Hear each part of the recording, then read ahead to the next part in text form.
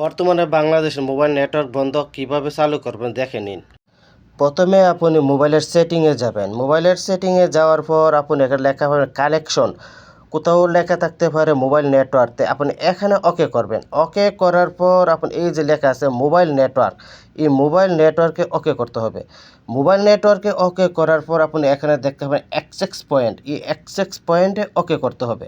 Access point okay করার পর আপনি যে কোম্পানির সিমটা ব্যবহার করেন ওই কোম্পানির নাম দেখতে পারবেন, ওই কোম্পানির নামের উপর ওকে করবেন। এই এখানে ওকে করবেন। ওকে করার পর আপনি আস্তে আস্তে নিচের দিকে যাবেন। এই নিচের দিকে যাবেন, যাওয়ার পর এখানে লেখা আছে যে এই দেখেন এপিএন প্রোটোকল। এই এপিএন প্রোটোকলে ওকে করতে হবে। এপিএন প্রোটোকলে ওকে করার পর এখানে লেখা আছে IPv4 IPv6, আপনি 6-এ ওকে করবেন। এই যে 6, এই 6-এ ওকে করবেন। ওকে করার পর এখন চেক করেন আপনার নেট চলে কিনা। ইনশাল্লাহ চলবে।